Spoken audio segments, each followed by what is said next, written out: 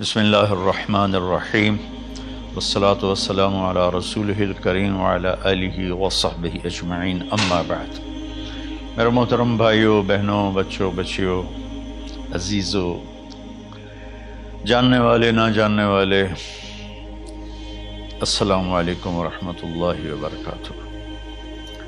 کچھ دنوں سے میں قرآن سے اللہ کی پسندیدہ ہستیاں کون ہیں، کہ اللہ کس کو پسند کرتا ہے، ولی دوست کو کہتے ہیں۔ اللہ کا دوست کون ہے؟ وہ یہ کوئی وراثتی چیز نہیں ہے کہ ایک بڑے اولیاء اللہ تھے تو اب ان کا بیٹا بھی انہی جیسا ہوگا۔ ہمارے یہاں وراثت چلتی ہے کہ بڑے بزرگ کا بیٹا بھی بزرگ بن جاتا ہے، چاہے وہ کلین شیو ہو، وہ لوگ اس کے پاؤں چوم رہے ہوتے ہیں، جہالت ہے۔ تو آج میں تھوڑا سا سورہ بنی اسرائیل ہے، اس میں بھی سارے اخلاق بیان ہوئے۔ میرے بھائی بہنوں، ایمان لانے کے بعد انسان بنتا ہے، اور اس کے بعد اس کی قیمت، اس کا بڑا پن، اس کی وجاہت، اس کی شرافت وہ پیسوں سے نہیں ہوتی۔ پیسوں سے انسان مالدار تو ہو جاتا ہے، بڑا نہیں بنتا، بڑا نہیں بنتا۔ ہمارا علم غلط ہو گیا۔ بڑا بڑا بندہ جے بول دیا 3 ملین، یہ 200 مربع، یہ نوابہ فلانا ہے، نوابہ فلانا ہے۔ میرے بھائیو، یہ بالکل غلط علم ہے۔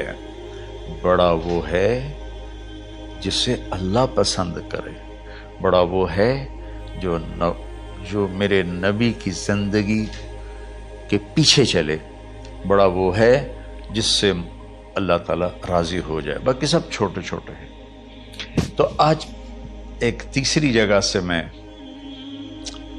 کچھ باتیں قرآن سے عرض کروں گا جن کا تعلق ہمارے ایمان سے بھی ہے، اخلاق سے بھی ہے۔ وہ ہے بسم اللہ الرحمن الرحیم، وَقَضَىٰ رَبُّكَ أَلَّا تَعْبُدُوا إِلَّا إِيَّاهُ بِالْوَالِدَيْنِ إِحْسَانًا إِمَّا يَبْلُغَنَّ عِندَكَ الْكِبَرَ أَحَدُهُمَا أَوْ كِلَاهُمَا فَلَا تَقُل لَّهُمَا أُفٍّ وَلَا تَنْهَرْهُمَا وَقُل لَّهُمَا قَوْلًا كَرِيمًا وَاخْفِضْ لَهُمَا جَنَاحَ الذُّلِّ مِنَ الرَّحْمَةِ وَقُل رَّبِّ ارْحَمْهُمَا كَمَا رَبَّيَانِي صَغِيرًا۔ یہ بہت بڑا مضمون ہے۔ اللہ نے قرآن بھر دیا والدین کے خدمت کے لیے، والدین کی اطاعت کے لیے، والدین کی ماننے کے لیے۔ پہلا جملہ ہے اور تیرے رب نے فیصلہ کیا، ایک مطلب۔ دوسرا، اور تیرے رب نے حکم کیا کہ بندگی صرف اللہ کی ہے، بندگی صرف اللہ کی ہے۔ عبد اسے کہتے ہیں جو ہر بات پہ سر جھکا دے، عبد اسے کہتے ہیں جو ہر بات پہ بچھ جائے، اس کو عبد کہتے ہیں۔ تو اللہ کہہ رہا ہے میرے بندو، میرا ایک فیصلہ ہے اور میرا ایک حکم ہے، میرے سوا نہ تمہارا ہاتھ کسی کے آگے پھیلے، نہ تمہاری گردن کسی کے آگے جھکے۔ ایک دوسرے سے مدد لینا، اس کو ایک دوسرے کی تعاونوں میں آ جاتا۔ تعاونوا علی البر والتقوی، ایک دوسرے کا ساتھ دو، ایک دوسرے کی مدد کرو۔ میرے نبی قرضہ اٹھاتے تھے۔ میرے نبی جب انتقال ہوا تو آپ کی زرہ 9 وسق پر، وسق 5 من کا ہوتا ہے، تو وہ جو کے بدلے آپ نے زرہ رکھوائی تھی کہ جب میں تمہیں ادا کروں گا زرہ لے لوں گا، اور آپ کا انتقال ہو گیا، آپ زرہ اپنی واپس نہیں لے سکے۔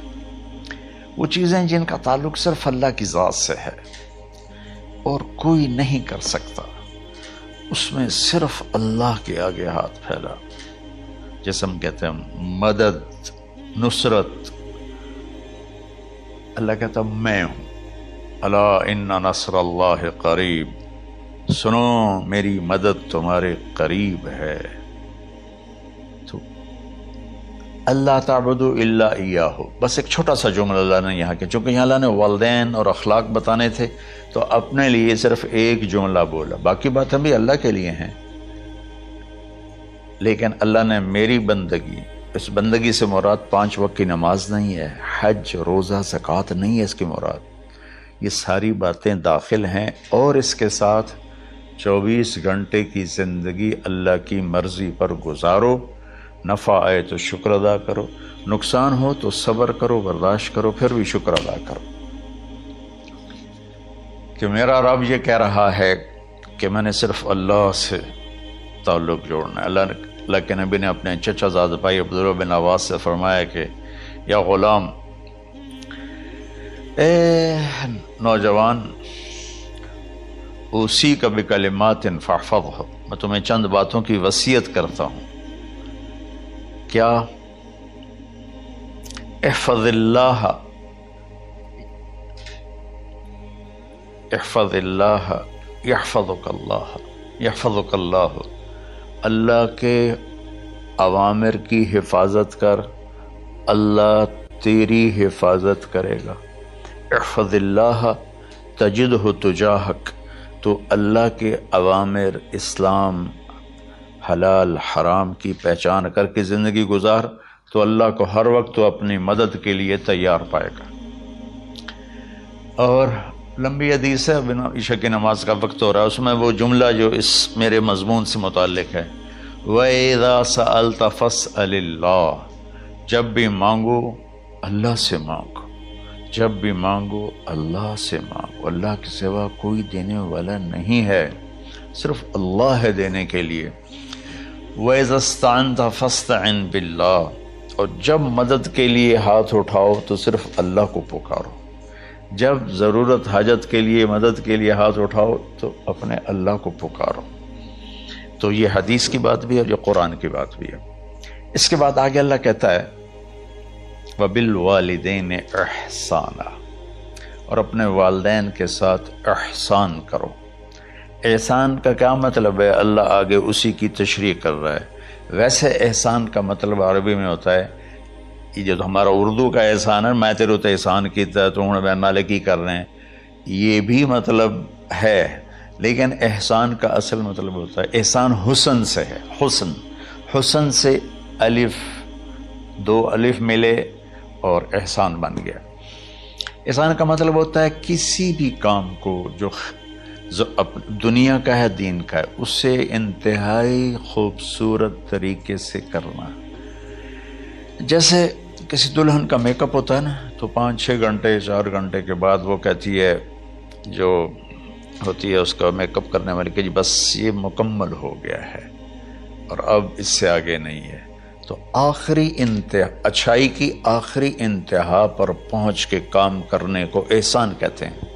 تو میرا اللہ کہہ رہا ہے میرے بندو، اپنے والدین کے ساتھ وہ کرو کہ جو بھلائی کی، خدمت کی، ماننے کی آخری حد ہے۔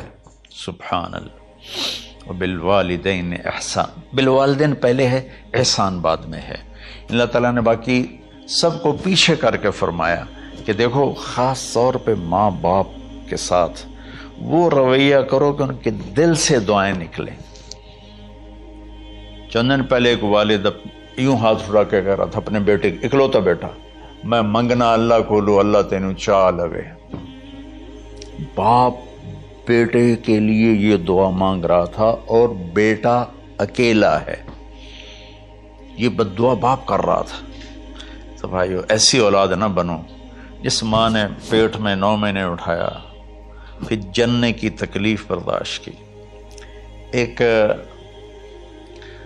شخص آیا حضرت عبید بن عمیر کے پاس کہ حضرت میں نے ماں کو اپنے کندھے پہ بٹھا کے پیدل حج کرایا ہے، مینا لے گیا، عرفات لے گیا، مزدلفہ، پھر مینا، پھر مکہ، تو کیا میں نے ماں کا حق ادا کر دیا؟ میں نے فرمایا ولا تلقۃ واحدہ، بیٹا ابھی ایک تلقہ کا حق بھی ادا نہیں ہو۔ تلقہ کسے کہتے ہیں؟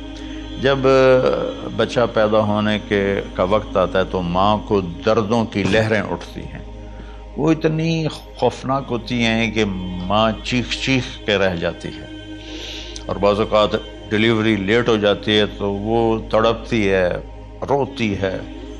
وہ جو لہریں ہیں نا پیٹ میں آتی ہیں جاتی ہیں، آتی ہیں جاتی ہیں، ایک لہر جو درد کی اٹھتی ہے اس کو کہتے ہیں طلقہ۔ میں قربان جاؤں، انہوں نے فرمایا بیٹا ابھی تیری ماں نے جو تجھے جنا تھا اس وقت جو تجھے درد، وہ تیری ماں نے درد کی لہریں برداشت کی تھی، اس میں سے ایک لہر کا بھی حق ادا نہیں ہوا، یعنی کہ حق ادا ہو ہی نہیں سکتا۔ یہ مطلب کہ حق ادا ہو ہی نہیں سکتا کہ بیٹا ابھی ایک کا بھی نہیں۔ پھر حضرت عبداللہ بن عمر سے ایک شخص نے پوچھا کہ اچھا یہ جو آدمی تھا یہ خراسان، یہ ایران میں ہے اور افغانستان میں، یہاں سے ماں کو پیدل کندھے پہ بٹھا کے مکے پہنچا تھا، اندازہ لگا اس نے کتنی مشقت اٹھائی۔ اور عبید اللہ بن عمیر کہتے ہیں بیٹا ابھی ایک لہر کا حق ادا نہیں ہوا۔ یہی سوال حضرت عبداللہ بن عمر سے کیا ایک شخص نے کہ حضرت میں نے اپنی ماں کو حج کرایا ہے، سارا میں نے پیدل کرایا ہے اور کندھے پہ اٹھا کے کرایا ہے، تو کیا میں نے ماں کا حق ادا کر دیا؟ وَلَا زَفْرَةً وَاحِدًا وَلَا زَفْرَةً وَاحِدًا۔ کہ بیٹا تیری ماں نے تجھے پالتے ہوئے جو تھک تھک کے لمبے لمبے سانس لیے، ہوکے بھرے، ابھی ایک ہوکے کا حق بھی ادا نہیں ہوا، یعنی حق ادا ہو ہی نہیں سکتا۔ تو احسان کے آگے تشریح آ رہی ہے۔ تو آج میں صرف اتنی بات کروں گا کہ میرے بھائیوں، میری بہنوں، میرے بچوں، میری بچیوں، اللہ کے واسطے ماں باپ کو دکھ نہ دینا ورنہ اللہ بھی ناراض ہو جائے گا۔ چند دن پہلے ایک بچہ بچی میرے پاس آئے، دونوں میڈیکل اسٹوڈنٹ تھے، کہنے کہ ہم شادی کرنا چاہتے ہیں۔ تو بچی نے کہا جی میرے والدین ناراض ہیں، وہ نہیں، اس رشتے پر راضی نہیں ہیں۔ تو میرے باپ کہتے ہیں اگر تو نے یہاں رشتہ کیا تو تیری میری ایک درمیان ایک خط آئے، کھچ جائے گا، خلیج، ہم اس پار نہیں آئیں گے تو اس پار نہیں آئے گی۔ میں نے کہا بیٹی جس ماں نے تجھے 9 مہینے پیٹ میں پالا، 2 سال تجھے دودھ پلایا، تیری پوٹیاں پیشاب صاف کیا، تجھے پیمپر باندھے، تجھے اٹھ اٹھ کے راتوں کو اپنی چھاتی سے دودھ پلایا، کیا اب اس کا اتنا بھی حق نہیں کہ تم اس کی رائے کا احترام کرو؟ اتنا بھی حق نہیں ہے؟ تو میں نے کہا بیٹا میری کوئی رائے نہیں ہے، تو اگر تیرے ماں باپ راضی ہیں تو بسم اللہ ضرور کر، اگر راضی نہیں ہیں تو دیکھو موت تک تجھے ماں باپ کی دعا نہیں ملے گی، اور ماں باپ کی دعا نہ ملی تو کچھ بھی نہیں ملے گا۔ تو بھائیو دوستو، خاص طور پر آج کے کالج کے نوجوان بچے بچیاں یہ ماں باپ کے ساتھ بہت بدتمیزی کرتے ہیں، چونکہ اس میں والدین کا پہلا قصور ہے کہ انہوں نے ان کو دین نہیں سکھایا۔ بچپن میں انگلش میڈیم سکول، پھر او لیول، پھر اے لیول، تو انہیں کیا پتہ ماں کون ہے باپ کون ہے۔ ایک پرانی بات ہے، ایک شخص اپنے بیٹے کو لے کر آیا کہ یہ میرا بچہ ہے اور یہ فلاں جگہ شادی کرنا چاہتا ہے اور ہم میں سے کسی کی رائے نہیں ہے اور یہ مانتا نہیں ہے، اور اس کے ساتھ اس نے نا دھاڑے مار کے رونا شروع کیا۔ تو میں نے بچے کو دیکھا تو یوں کر کے بیٹھا تھا، اس کا باپ رو رہا ہے، ہچ کیوں تو ایسے بیٹھا ہو۔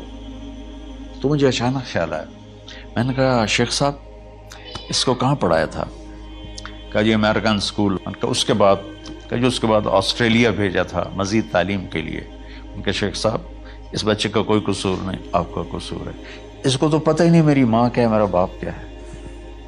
ایک ہماری تہذیب تھی وہ ختم ہو گئی ہے، اس میں علم نہیں بھی تھا تو ماں باپ کا۔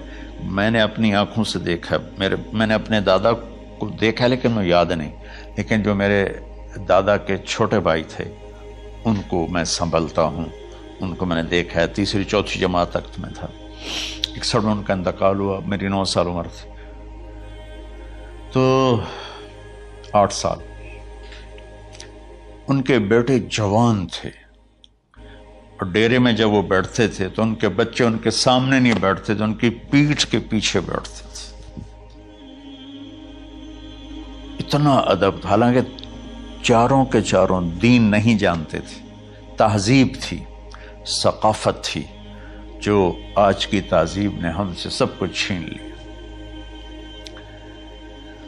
اب بھی آپ جاؤ بیٹا تھر پارکر میں گیا ہوں 2-3 دفعہ، اور وہاں مسلمان نہیں، ہندو عورتیں جب گاڑی گزرتی ہے تو گھونگھٹ کو نیچے کر لیتی ہیں، اپنا چہرے کو فوراً چھپا لیتی ہیں۔ تو خیر بہرحال میں نے کہا شیخ صاحب اس بچے کا قصور نہیں، آپ کا قصور ہے، تو میرے بچوں اپنے ماں باپ کو خوش کرو، راضی کرو۔ ان کا راضی ہونا اللہ کی رضا ہے۔ میں اس کی تفصیل انشاءاللہ آگے بتاؤں گا، آج میں صرف اتنا ہی میں نے تمہید باندھی ہے کہ ماں باپ کا کیا مقام ہے، ان کی کیا عزت ہے۔ ایک شخص آیا، یا رسول اللہ میرا باپ میرے پوچھے بغیر میرا مال خرچ کر لیتا ہے۔ آپ نے کہا بلاؤ، چونکہ بچے کا ذاتی مال اگر ہو تو شرع کے لحاظ سے باپ پوچھ کے استعمال کرے، بغیر پوچھے استعمال نہ کرے۔ جب اسے پتہ چلا کہ میرے بیٹے نے شکایت کی ہے، تو عرب کی شاعری تو مشہور تھی، انہیں دل دل میں کچھ اشعار پڑھے۔ جو آیا تو جبریل پہلے آ گئے، یا رسول اللہ، اللہ تعالیٰ کہہ رہے ہیں آپ اس سے پوچھیں وہ شعر بتاؤ جو تیرے کانوں نے تو نہیں سنے، تیرے دل میں آئے تھے اور اللہ نے سن لیے۔ تو اللہ کے نبی نے فرمایا بھائی تیرا انشاءاللہ کیس سنتے ہیں، لیکن پہلے وہ شعر سناؤ جو تم نے تو نہیں کہے زبان سے پر اللہ نے سن لیے ہیں۔ تو پھر اس نے وہ اشعار پڑھے، اور اس کے آگے کیا ہوا یہ میں انشاءاللہ اگلے کلپ میں بتاؤں گا کہ باپ کا کیا مقام ہے، ماں کا کیا مقام ہے۔ السلام علیکم ورحمۃ اللہ۔